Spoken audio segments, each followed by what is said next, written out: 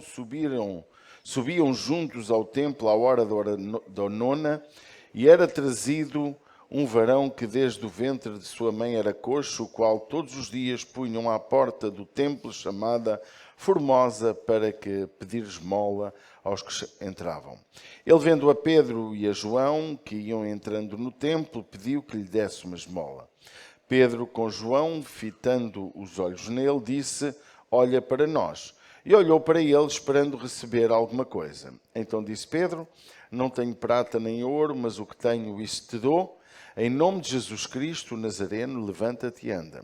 E tomando pela mão direita, o levantou, e logo os seus pés e tornozelos se firmaram. E saltando ele, pôs-se em pé e andou e entrou com eles no templo, andando e saltando e louvando a Deus. E todo o povo viu andar e louvar a Deus, e conheciam-no, pois era ele o que se assentava a pedir esmola à porta formosa do templo. E ficaram cheios de pasmo e assombro pelo que lhe acontecera. Amém? Podem tomar o vosso lugar. É tão bom podermos ver que neste momento, neste acontecimento, nós olhamos para Pedro e para João, logo após, não sabemos quanto tempo, mas após a descida do Espírito Santo. Sabemos que na descida do Espírito Santo houve um enorme discurso de Pedro. Crê-se que isto foi alguns dias depois, mas logo mais acontece este milagre, porque Deus é um Deus que queria mostrar como Ele é real, como Jesus Cristo não só ressuscitou dos mortos, mas também usaria aqueles que o seguem para fazer a sua obra. A continuidade da obra de Jesus iria, a partir daqui, logo do Atos dos Apóstolos, capítulo número 2, a continuação da Igreja seria efetiva pelo poder que foi de receber o Espírito Santo, mas também porque Deus iria fazer as mesmas obras, como Jesus disse no Evangelho de João: vós fareis as mesmas obras que eu fiz, e até fareis maiores do que aquelas que eu fiz, porque eu vou para o Pai. Curiosamente, eu costumo brincar que Jesus teve 3 anos de ministério, não é? Então teve pouco tempo, mas nós na Terra vivemos muitas décadas até que Jesus nos chame. Eu já vou perto de 30 anos de ministério também, e isso torna-nos pessoas às vezes habituadas a falar e até muitas vezes a deixar de ver aquilo que falamos. E eu acredito, irmãos, que aquilo que acontece em Atos 3 é também um sinal daquilo que nós devemos viver todos os dias. Eu não acredito também que todos os dias Deus vai curar coxos, paralíticos. Também não acredito que isso vai acontecer. Imagina a cidade de Orém, com um avivamento, isso dá-se num período e depois acalma, depois começa a entrar o normal de uma igreja, que é o ensino, que é a base, e a igreja torna-se uma igreja sem necessidade alguma, porque ela é uma igreja que vive conforme o padrão de Deus, não é? E a saúde é maior para quem vive de acordo com a palavra de Deus, não se embriaga, não vive na glutonaria, não vive nos excessos, porque a palavra de Deus nos equilibra a todos os níveis, emocionalmente, equilibra-nos a nível da saúde, equilibra-nos a qualquer nível, até no nível financeiro. A palavra de Deus nos ensina, equilibra-nos também na questão familiar, como gerir a nossa casa, a nossa família, e isso é importante. Por isso que grandes avivamentos, eles depois parece que arrefecem. Não arrefeceram, toma o seu curso normal. A Bíblia diz em Atos, quando a igreja não tinha necessidade alguma. Porquê? Porque todos estavam prontos a fazer o serviço e a colaborar para que a igreja não tivesse qualquer necessidade. O que eu acho curioso, e agora os nossos meninos que tiveram até aos 3 anos, não é? Foi dos 8 aos 13? E eu mandei uma cartinha para eles. Quem é que leu a cartinha? Leram? De certeza? E alguém entendeu o que eu escrevi? O tema vosso foi ser influenciadores, não é? Foi ou não foi? E ouviram o que eu escrevi? Fez sentido? Alguém chorou? Quando leu? Sério? Alguém chorou? Uau! Que bênção! Querem que eu leia para os papás ouvirem? Hã? Porque isto tem a ver com a pregação. Então eu escrevi para estes meninos uma carta para adultos, imagina. É com muita alegria que te escrevo esta carta, porque acredito que a tua vida foi transformada neste pequeno fim de semana. Nossos maiores sonhos podem ser diversos. O maior de todos é agradar Jesus e entrar no seu plano como influenciadores dos nossos amigos, família, porque nos dias que vivemos estamos a ver tantas influências a nos quererem levar para os caminhos que nos vão trazer muita tristeza e pouco sucesso. Palavras um bocadinho grandes para jovens assim tão pequenos, não é? Mas aquilo fica lá, eles guardam. Eu acredito que Jesus entrou na tua vida para que te tornes uma criança influenciadora de muitas pessoas. Nosso exemplo na escola, em casa, com os amigos, quando brincamos, vai mudar muitos dos que te rodeiam, eu para ele, não é? Porque irão querer ser parecidos contigo. Por isso que precisamos de aprender de Jesus como ser influências nestes dias, para que quem te rodeia possa ser muito mais feliz. A tua família será melhor por tua causa. A ICIR será melhor por tua causa. A cidade será melhor por tua causa. Teus professores e amigos serão melhores por tua causa, porque tornaste uma criança influenciadora incrível. Te amo e acredito que juntos vamos todos ser melhores. Hã? Foi bonito, não foi? Hã? Até os adultos queriam esta carta, mas não foi para vocês. Mas é para nós todos. Porque, na verdade, irmãos, o que nós temos que compreender é o que é que estamos a fazer nesta terra. O tema da mensagem é chamados para dar uma oferta transformadora.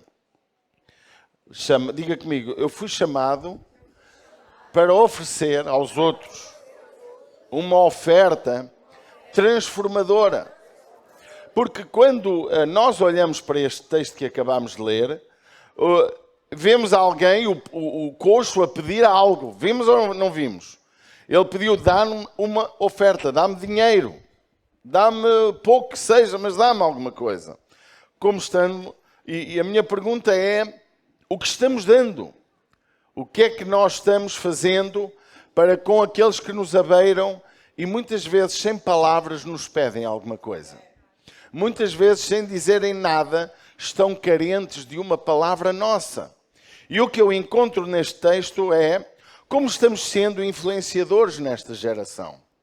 De acordo com o contexto, uma geração é mais ou menos 20 a 30 anos, que é a capacidade de eu nascer e poder reproduzir filhos. Claro que pode-se reproduzir filhos com 11 ou 12 anos, é lógico.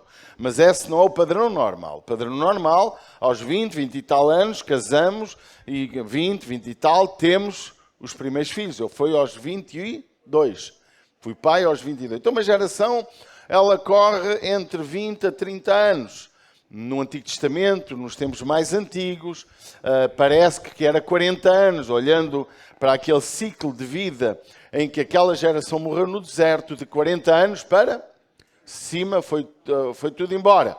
Então, de 20, ali até foi 20, não é? E durante 40 anos o povo não entrou. Então era 40 anos a ideia da geração.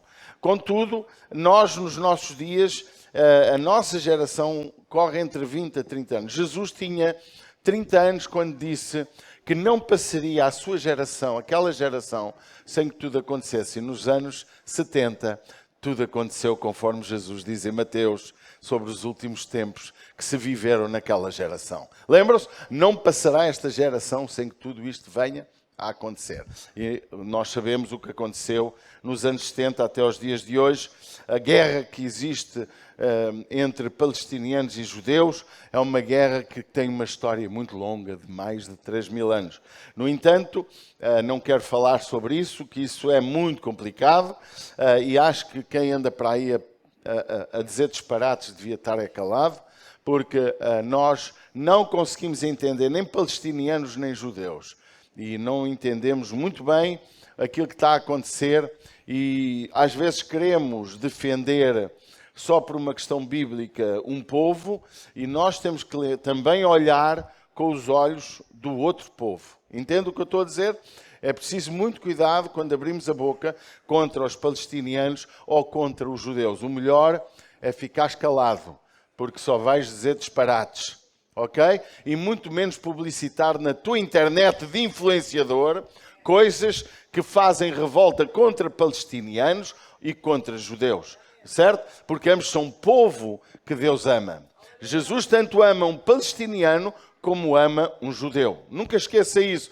Eles não são inimigos. Inimigo é todo aquele que realmente não quer Deus. Mas mesmo os que não querem Deus, Deus os ama.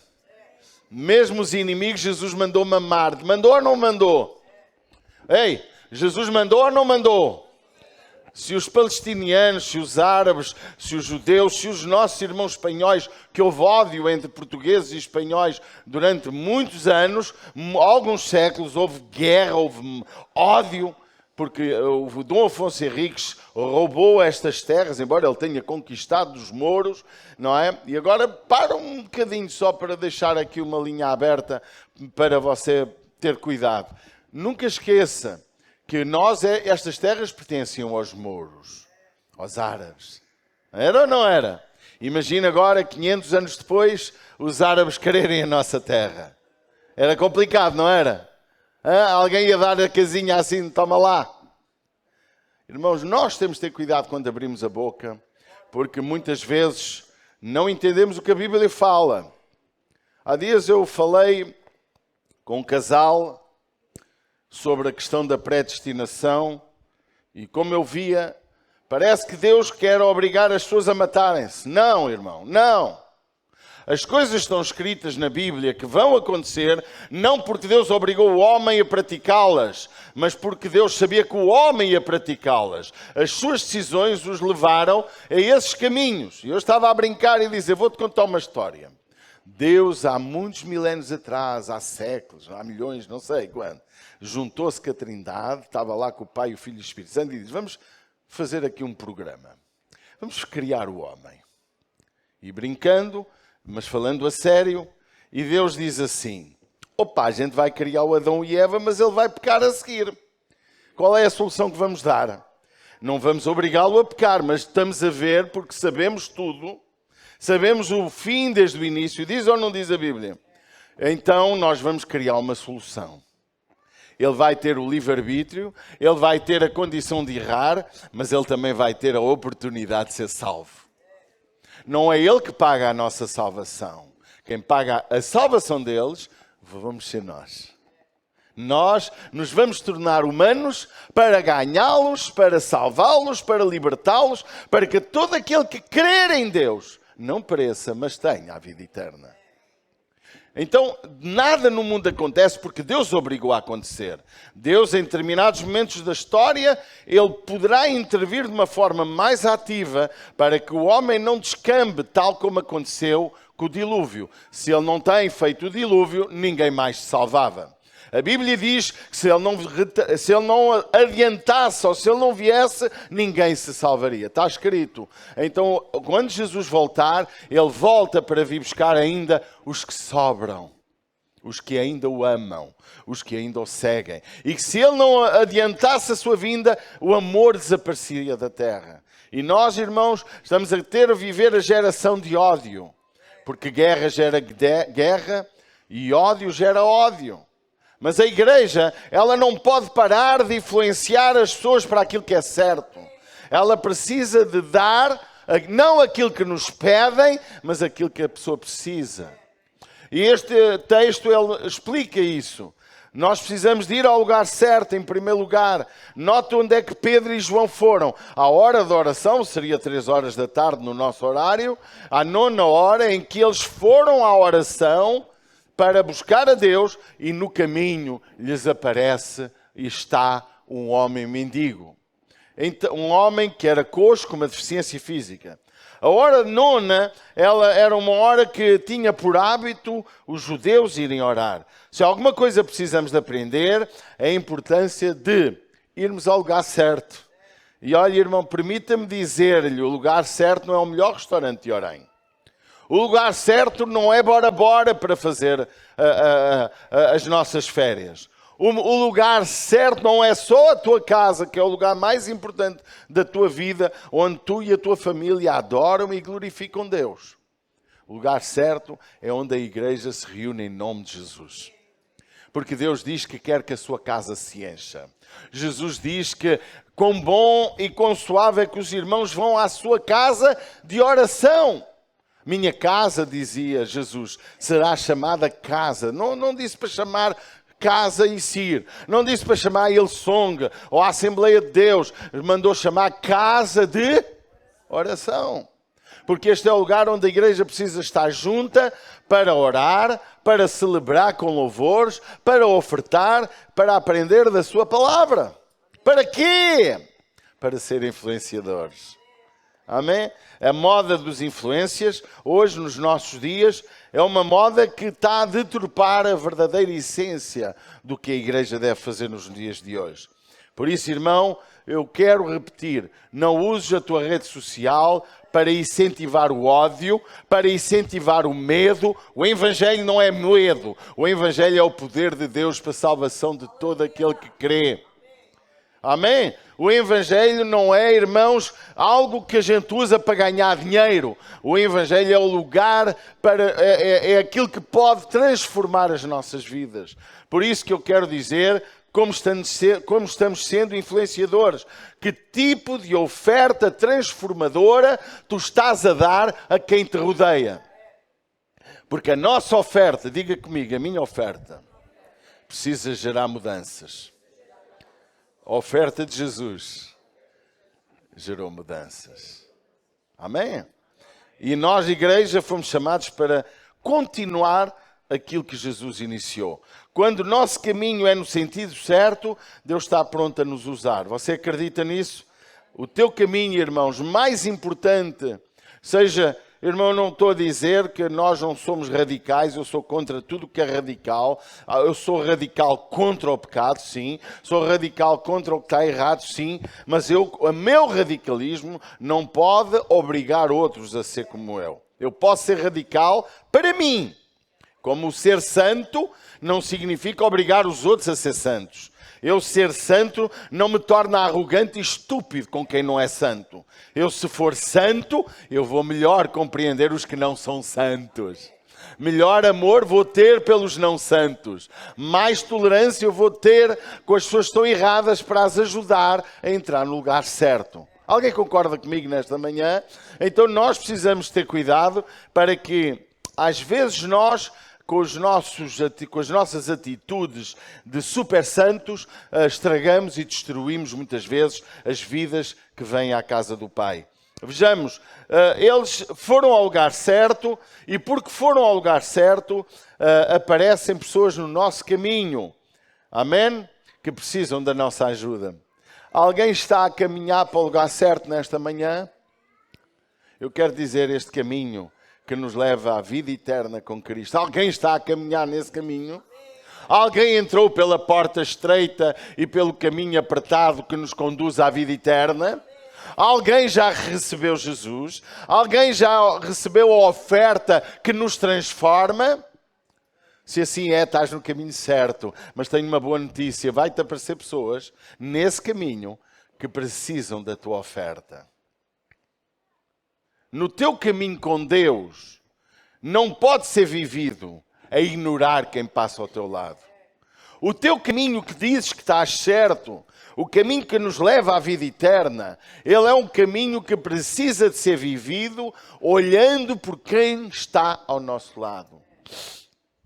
Eu acho interessante, irmãos, nos dias que estamos a viver, e eu conversando com essa família que estava comigo naquele dia, e estávamos a conversar e ele dizia: pastor, nós precisamos de algo grandioso. Às vezes nos preocupamos demasiado com aqueles que já conhecem Jesus, nos estamos esquecendo muitas vezes dos que ainda não têm Jesus. Hoje há comunidades só preocupadas em ganhar crentes das outras igrejas. Hoje há comunidades que a preocupação deles é caçar pessoas para a sua comunidade. Mas a missão da igreja, irmãos, é ganhar almas. Almas, diga comigo, almas. A missão da igreja, irmãos, é tu seres aquele que estás no caminho certo, entender o que aconteceu com Pedro e João. Pedro e João, ele estava caminhando para onde? Para a casa de oração. E o que aconteceu? Apareceu alguém. E esse alguém olhou para ele e diz o texto sagrado que lhe pediu uma esmola. Amém? Quando estamos no caminho certo, Deus se revela e Deus nos mete pessoas na frente para podermos ajudá-las. Vamos ter algum cuidado e mais atenção. Eu dizia para os nossos meninos aquilo que vos li, que é necessário eles serem influenciadores, porque aquilo que quando eu tenho Deus em minha vida, a minha vida passa a ser vivida para influenciar. Quando faço negócios, eu sou um influenciador. Quando estou na igreja, eu sou influenciador dos meus irmãos para ser melhor. Até Paulo disse a Timóteo, Paulo dizia a Timóteo, Timóteo, seu exemplo dos fiéis. Isto é, ao seres exemplo entre pessoas fiéis, tornas-te ainda mais influenciador deles. Amém? A igreja foi chamada para ser influência. Não foi chamada para ser influenciada. Quando estás na tua rede social, que hoje é a maior arma que o mundo tem, os políticos já nem precisam da televisão para fazer publicidade na sua campanha. A rede social gratuita, ela está a ganhar um poder e uma dimensão que assusta as rádios que estão a falir, as televisões cada vez têm menos receitas e perigos iminentes de perda de receitas e desemprego. A inteligência artificial também está a gerar imensas coisas que afasta pessoas dos seus trabalhos. Muita gente preocupada com a inteligência artificial. Mas há uma coisa que eu quero te dizer, irmão, nada substitui a presença de Deus na tua vida. Quando tu caminhas para o lugar certo, temos revelação, temos como agir, temos a orientação do Espírito Santo para guiar as nossas vidas. O que estamos dando a quem nos pede? Verso 3 diz que ele pediu, entrando no templo, pediu que lhe desse uma esmola. Este mendigo já não acreditava na possibilidade do milagre do seu corpo. Ele já estava absolutamente conformado com a sua situação limitadora. Nós estamos a aprender a conformar-nos com as nossas limitações. Eu tenho dito algumas vezes, temos compromissos para tudo. Só não temos para não morrer, porque um dia morremos, não é? A velhice chega-se para alguns, para outros nem tanto, mas a verdade é que temos hoje imensas coisas para diminuir o nosso sofrimento. Você compreende o que eu estou a falar? A nossa necessidade, parece que de Deus, está a diminuir. Porque o inimigo conseguiu preencher nossos olhos, nossa cabeça, nosso coração com tudo e mais alguma coisa. Seja internet, seja televisão, seja filmes, seja passeio, seja ganhar dinheiro, seja comprar casa, seja pagar carro, seja isto. Nós estamos tão cheios de tudo que nos esquecemos do que é mais importante. Este mendigo estava conformado com a sua vida. Estava no lugar certo, junto ao lugar certo, pedindo esmola. Este mendigo, ele não estava mais, não revelava mais qualquer interesse, pelo que se percebe, em entrar no templo. O objetivo dele era a porta do templo, era pedir esmola. E a sua motivação de vida era aquela. Era aquele conformismo de estar ali, fazendo lembrar pessoas que não lutam mais para crescer, não lutam mais para aprender, não lutam mais para evoluir, não lutam mais para tornar-se pessoas mais sábias. O que eu sei já chega. Você já ouviu aquela pessoa, eu não mudo. Não mudo, não mudo, não mudo. Nasci do Benfica, sou do Benfica. É ou não é? É engraçado que muda-se tudo, de igreja, de, clube, de partido, de mulher, mas de clube ninguém muda. É incrível. Você já olhou isso? Alguém aqui mudou de clube na sua vida? Eu sou do Benfica e se anda aí um rapaz a oferecer-me até descontos maiores ali numa loja que vende materiais de construção, se eu mudar para o Sporting. E eu digo, não mudo. Não mudo. Mas, Danilo, é ou não é verdade? Ninguém muda de clube. Por que será? Muda-se de tudo e mais alguma coisa. Menos de clube. E este aqui estava já no clube dos conformados. No clube de que não valia a pena. Habituadíssimo aos seus limites. Limitado para não poder trabalhar, limitado a viver das esmolas, limitado para uma vida de mediocridade, mas também nada fazia para mudar isso. Diz que este homem, este mendigo, olhou para... Diz que ele, olhando para os que passavam, pedia, mas também diz uma coisa que eu gosto muito e que eu gostava que nós percebêssemos, que Pedro e João não se limitou a ouvir um pedido, mas limitou-se a algo muito mais. Ele disse, olha para nós. E quando nós olhamos, ou melhor, começando pelo princípio, primeiro ele olhou para o mendigo. Você está cá? A minha pergunta é, para quem é que tu andas a olhar? Ontem na rádio dei uma palavra sobre qual a direção do nosso olhar. E Deus diz na sua palavra, olhai para mim e sereis salvos todos os termos da terra. É ou não é?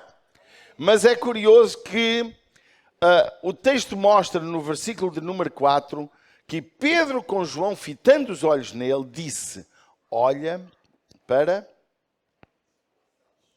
Mas também mostra no versículo que ele olhou e fitando os olhos nele. Ou seja, Pedro e João olharam afincadamente no paralítico, no coxo. Eu só tenho uma pergunta. Como estás olhando para quem te rodeia? O que estás observando nas pessoas que te rodeiam? Que influência estás a ter sobre aqueles que te rodeiam? Igreja, esta cidade tem 50 mil vidas para ser conquistadas. Alô? Tem 50 mil almas para ser ganhas. Este concelho aqui todo, Orém, Fátima, todas estas freguesias. O que estamos nós fazendo? Estás olhando para onde? Qual é o tempo que tu gastas a olhar para aqueles que te rodeiam? Colega de escola, colega de trabalho, teus patrões, teus empregados, o que é que tu estás olhando? E para os estrangeiros que tu vês por aí, como tu estás também olhando, achando inferiores a ti? Pastor, eu sou brasileiro. Brasileiro em Portugal não é visto como estrangeiro, nem o português no Brasil. Meu irmão, esquece então o brasileiro. Olha para os muçulmanos, olha para os indianos, olha para os paquistaneses, olha para os africanos. Como a igreja está olhando?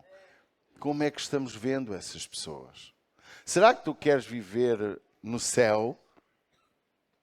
O céu é o lugar onde diz a Bíblia, vai ter gente de toda a raça, tribo e nação. Vai ou não vai? Se tu não amas na terra, não irás estar no céu. Precisamos ter cuidado da maneira como olhamos para quem nos rodeia. Irmãos, vamos olhar. Muitas pessoas já não olham para quem os rodeia. Alguns já nem olham para a esposa que têm. Nem olham para os filhos que têm. Chegam à noite a casa, dormem, no outro dia de manhã de madrugada saem, passam semanas que mal veem a mulher e os filhos. Como estamos olhando uns para os outros? Muitos estão cada vez mais a olhar mais para si mesmo, tornando pessoas egocêntricas. Igreja, nós fomos chamados para olhar para quem nos rodeia. E ao olhar a quem te rodeia, tu vais perceber a necessidade da pessoa. E como tens Deus na tua vida, o Espírito Santo vai te revelar o que fazer por ela. Só assim tu és o verdadeiro cristão. Se tu sentes da parte de Deus o que fazer para as pessoas que te rodeiam. Mas eles também disseram ao coxo, olha para nós. Eu quero te perguntar, será que tu podes dizer isto às pessoas que te rodeiam? Olha para mim. Que exemplo elas vão ver na tua vida? Que pessoa elas vão encontrar em ti? Porque, meus amados, nós não precisamos de ter autoridade para dizer, olha para nós. Não precisamos de ter essa afirmação. Porquê? Porque as pessoas, elas olham. Olham ou não olham? Mas ter autoridade para dizer, olha para mim, aí sim muda a história. Eu preciso que as pessoas que me olham, as pessoas que veem em mim, vejam Cristo. Eu preciso que elas vejam que há Deus na minha vida. Amados, há muita gente, há dias estava a telefonar para alguém e quando terminámos a conversa, a pessoa esqueceu-se de desligar o telefone. Tenho episódios muito engraçados destes, porque eu ganhei o hábito de continuar a ouvir. Sou malandro. E vai a pessoa e diz assim, estes têm muito dinheiro. Como quem diz, podemos cravá-lo, não é? E eu, agora quando for lá pagar a conta a essa pessoa, eu digo, vou-lhes dizer, graças a Deus tenho muito dinheiro, ainda bem que olhas para mim como rico, porque olhar para mim como miserável não me respeitavas. É mentira? Você respeita o miserável? Respeita porque é cristão, mas não faz negócio com ele, não ganha dinheiro com ele, não promove nada. Então, é engraçado, vou ter essa conversa. Há algum tempo atrás também, num lugar onde eu compro materiais, como se estava ao início de comprar naquela empresa, a pessoa, terminámos, eu sempre muito simpático, eu tenho esta característica de simpatia, e a pessoa esqueceu-se de desligar o telefone. E eu continuei a ouvir. Não gosto nada deste homem. Nada. Ele pode ser muito boa pessoa, é muito simpático, mas não gosto nada dele. Bom, quando cheguei lá ao escritório, você acha que eu fingi que não sabia? Então, minha jovem, não gostas nada de mim? Não. Mas vai gostar um dia. Vai, porque você vai ver que eu não sou má diabo. Assim para ele. Hoje derrete-se em simpatias, não é? A gente tem que aprender que as pessoas vão olhar para nós e vão pensar muitas coisas. E quanto mais santo tu fores, mais guerra vais ter.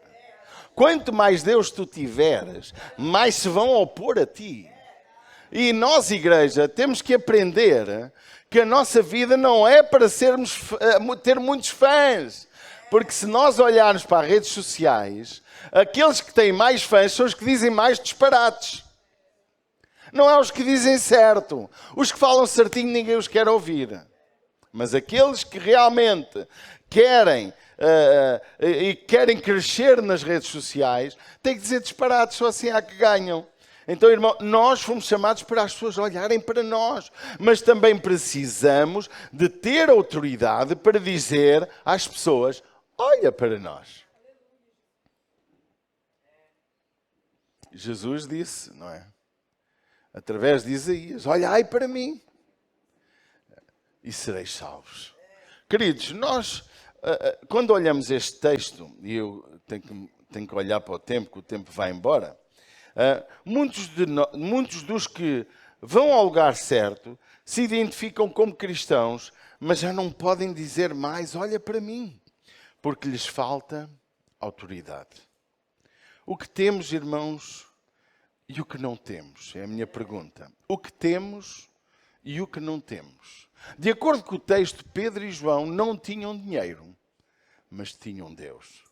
De acordo com o texto, João e Pedro não tinham como pagar a conta do mendigo, mas tinham a presença de Deus para transformar, para fazer a oferta transformadora. E a oferta da igreja ao mundo, mais do que uns sacos de arroz ou açúcar, é transformar a vida das pessoas. É levar o amor de Deus, a paz de Deus, é levar as pessoas a receber cura, libertação e restauração. O que temos, irmão? Precisamos de compreender o que é mais importante na nossa vida. Se é dinheiro ou se é a presença de Deus. Porque para ter a presença de Deus temos que abdicar muitas vezes do dinheiro. Para muitas vezes desenvolver o ministério que Deus quer em nossa vida, temos que abdicar de tempo. Irmãos, eu hoje, por exemplo, vim para a igreja e meu corpo está assim meio combalido. Mas eu vim porque eu sei que aqui, e agora depois de começar a pregar, parece que já estou melhor.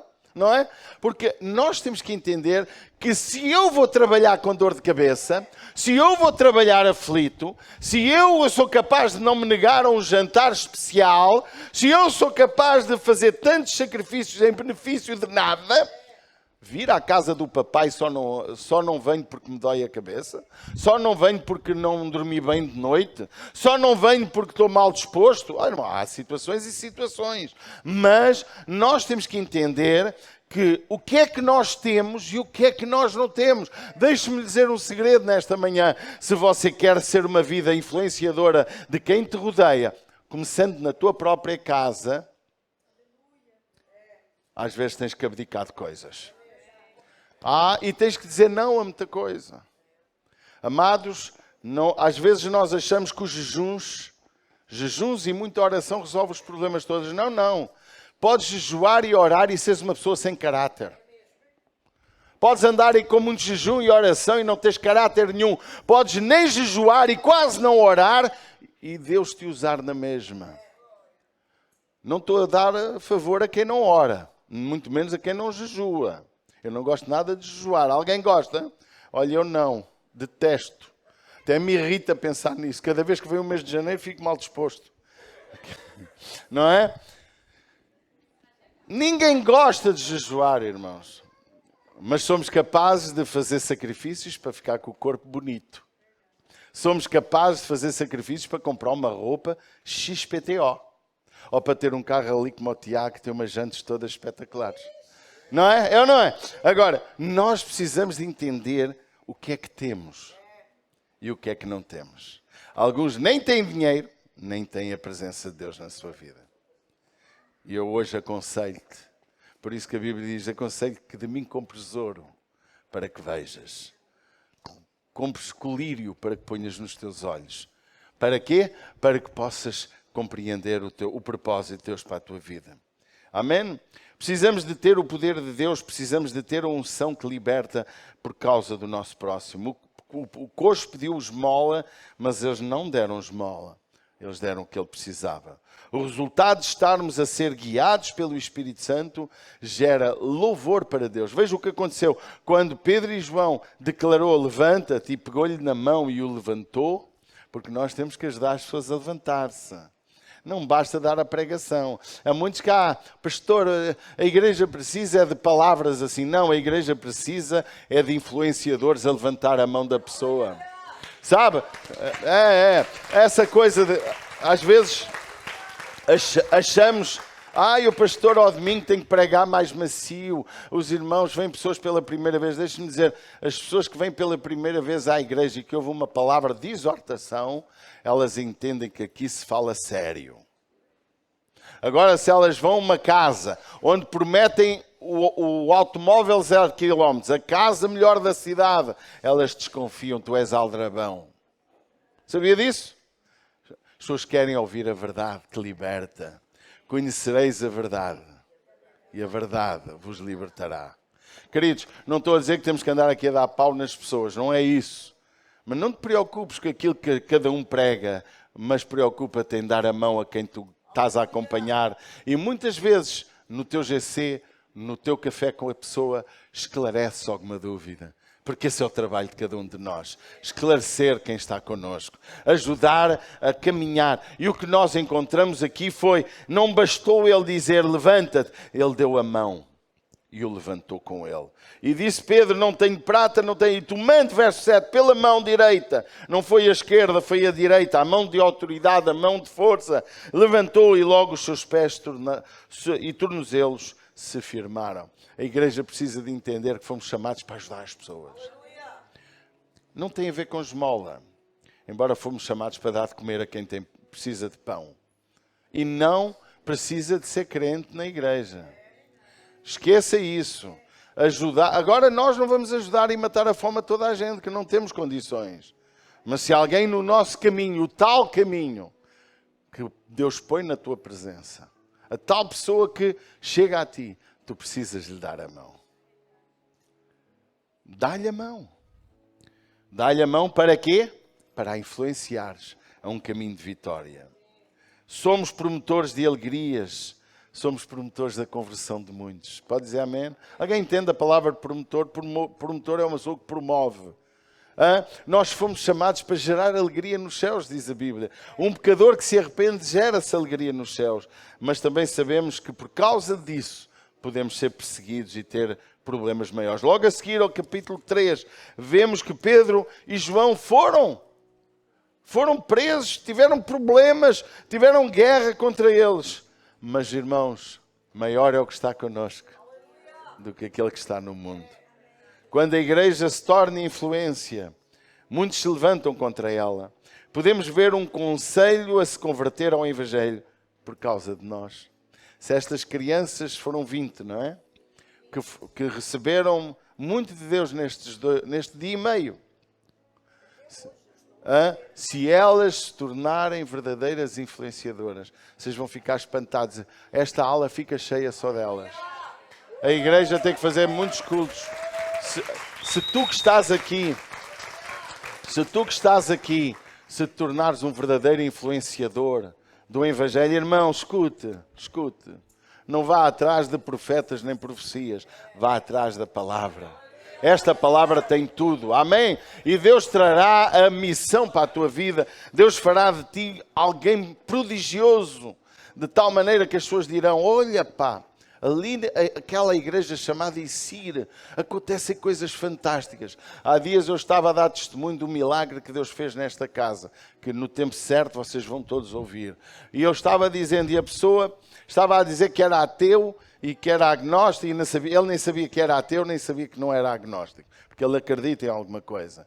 Eu estava a contar o milagre, a explicar-lhe, a provar-lhe. E sabe qual é a conclusão que eu chego? As pessoas não acreditam. As pessoas não acreditam. Mas eu acredito, irmãos, que quando nos levantarmos como influenciadores a sério, quando estás a trabalhar no teu trabalho, quando estás no lugar onde tu estás, irmãos, não são poucas as pessoas que ao falarem comigo, eu percebo claramente que elas só não vêm à igreja que têm vergonha. Porque têm vergonha ou porque ouviram falar mal de mim de alguma maneira. Ou de alguém de cá. Porque nós hoje vemos as pessoas deixam as igrejas por tudo e por nada. Ou porque o outro não cumprimentou, ou porque o pastor não olhou para mim, ou porque o pastor disse uma coisa do púlpito que eu não gostei. As pessoas largam a igreja por 30 razões. Ou porque eu quero tocar, ou quero isto, ou quero aquilo, e tem lá regras que eu não concordo. As pessoas são completamente complicadas. Mas nós, se nos tornarmos verdadeiros influenciadores, tudo vai mudar. Esta casa será extremamente pequena. No dia que eu anunciei que queríamos iniciar um projeto para abrir o nosso templo, as coisas parece que começaram a descambar. Parece que as coisas... Mas eu acredito que é agora que Deus vai fazer algo grandioso. Porque Deus quer. Nós não podemos, irmãos, nós não podemos deixar que os problemas afetem o propósito de Deus em nossa vida. Irmão, o teu problema na tua casa, ele não pode destruir a tua fé, não pode afastar-te da santidade. Podemos ver um conselho a se converter. Alguém crê, eu tenho como alvo ter uma igreja de 50 mil pessoas.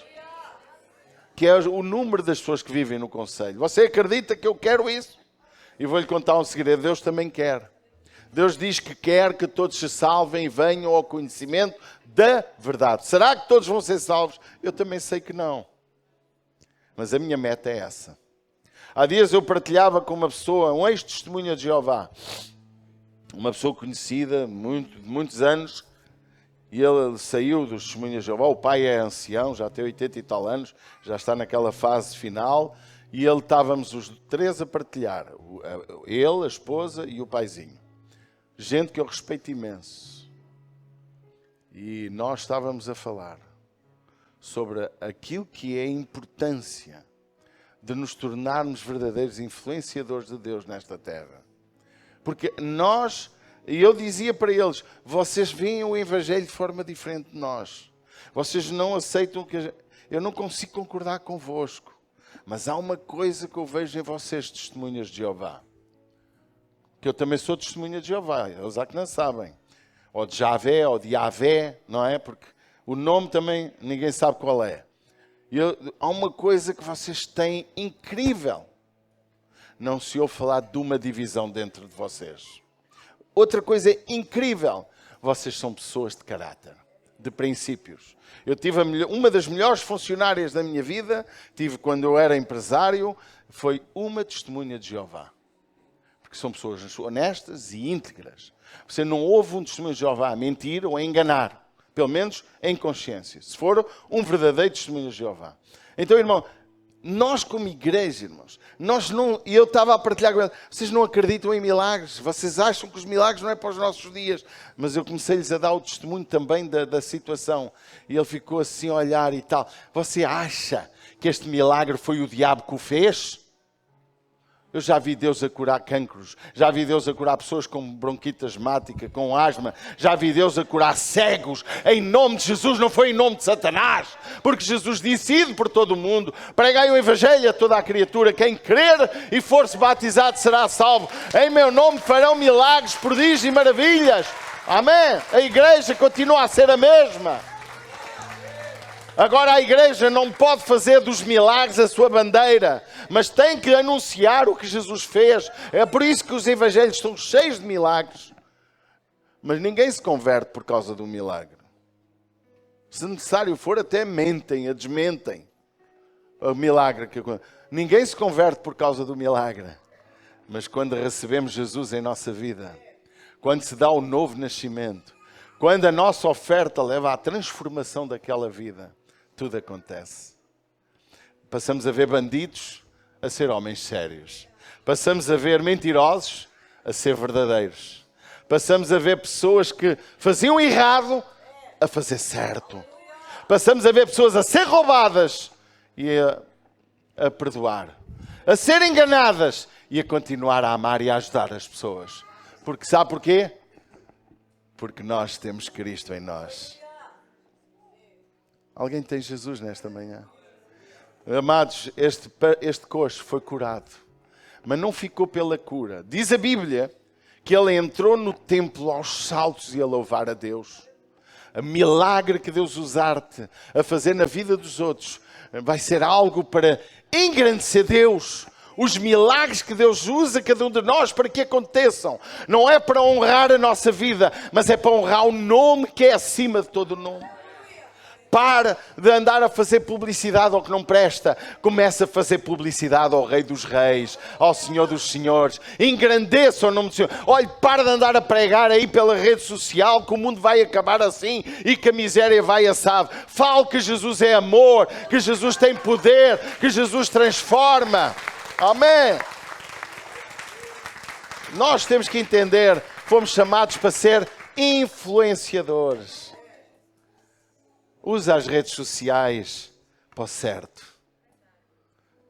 E não para criar contenda, guerra, gritaria. Irmãos, eu cada vez, há dias dizia, e vou dizer publicamente uma coisa perigosíssima. Mas vou dizer, às vezes começo a ter vergonha de dizer que sou evangélico. E dizia isto a alguém. Porque infelizmente está-se a machucar o nome do meu Senhor. O lugar, os evangelhos, a igreja evangélica que está diversificada em muitas fontes, em muitas linhas, que tinha que ser o maior exemplo da geração que nós estamos a viver, o maior influenciador. Cada vez se vê mais miséria, mentira, roubo, engano, prostituição. Irmãos, não tornou a minha igreja pior por ser evangélico. Mas a difamação aumenta. Mas eu acredito, diz Apocalipse no último capítulo, quem é santo, santifique-se ainda. E quem é sujo, ok, um tempo de definição completa. Nós, irmãos, mesmo que os nossos irmãos amados evangélicos estejam todos errados, que eu não acredito que isso aconteça, nós precisamos estar certos. Amém? Não importa o que cada um faz, não importa o que cada um diz, importa o que eu vivo. Amém? Importa o que eu sou. Importa o que eu protejo, a minha casa, a minha família. Igreja e CIR. Nós não temos o programa de abrir 1000 igrejas. Não temos. É a nossa conselho, o nosso local. Mas temos o programa de ser santos. De ver Deus a fazer milagres, prodígios e maravilhas. Pode dizer amém? De ver as pessoas a entrar aqui perdidas e a ser salvas. Doentes e a ser curadas. Restauradas. Possessas e a ser libertas. Porque eu acredito no poder de Deus. Vamos ser influenciadores. Começa tu em casa, no teu trabalho, com o teu patrão, onde trabalha. Eu tenho dito isto a muita gente. Não faças o medíocre. Faz o teu melhor no teu trabalho. Porque a Bíblia diz o que fazemos, fazemos para o Senhor. Vamos ficar de pé. Eu não sei quantos de nós nesta manhã quer receber Jesus em seu coração. Entregar a sua vida a Jesus. Talvez dizer, Deus, perdoa o meu pecado. Talvez sintas que tens sido este evangélico que dá mau testemunho. Antigamente, os católicos diziam, eu sou católico não praticante. Neste momento, os evangélicos já podem dizer o mesmo. Eu sou evangélico não praticante. Infelizmente. Infelizmente. Mas é o que temos. Mas eu quero continuar a dar a palavra. Amém? Queridos, virão dias que não podemos pregar todo o conselho de Deus. Virão dias, como já em muitos países, se eu falar sobre o pecado da homossexualidade, vou ser preso. Virão dias, se calhar, que se eu não casar 2 homens ou 2 mulheres, se calhar vão-me tirar a possibilidade de pregar o Evangelho, mas eu vou ter que ser preso mesmo. Vocês entendem? Vou mesmo ter que ser preso. Mas, irmãos, mas nada pode nos roubar. Nós só entendemos isto quando abrimos Romanos, em que todos os dias somos levados como ovelhas para o matador. Mas em todas estas coisas, e o que fala lá, a lista é muito grande, somos mais que vencedores. Porque nem a morte, nem a vida, nem a perseguição, nada nos pode separar do amor de Jesus. Levanta as tuas mãos em nome de Jesus. Olha, eu não sei se tu queres hoje entregar o teu coração a Jesus, mas faz-o. Faz-o mesmo. Entrega o teu coração a Jesus. Diz, Deus, entra na minha vida, transforma meu coração, perdoa os meus pecados, restaura-me. Tu que és jovem, criança, adolescente, começa já a ser um influenciador, a fazer algo que Deus vai usar-te de forma grandiosa. Os teus professores vão ficar espantados. Não vais ser fanática, aquela criança fanática. Vais brincar com quem brincas na mesma, mas vais ser diferente. Não vais aceitar maldades, não vais aceitar coisas erradas. E os teus colegas irão querer Jesus por tua causa. Irmãos, se isto serve para as crianças, serve para todos nós. Pai, em nome de Jesus, eu oro nesta manhã para que a tua palavra ela possa ter o poder de nos transformar. E que verdadeiramente cada um de nós possa dar àqueles que nos rodeiam aquilo que precisam e não aquilo que nos pedem. Que nós possamos dar amor, dar a salvação que vem de Ti. Ó Deus, possamos dar cura aos seus corpos, libertação às suas vidas, orientação para organizar as suas vidas. Que nós como igreja possamos ser influenciadores para que a nossa geração seja melhor. Em nome de Jesus, eu te peço que tomes conta de cada irmão, cada amigo que hoje está aceitando-te como Salvador. Que nesta hora tu possas transformar as suas vidas em nome de Jesus. Amém. Deus abençoe vocês.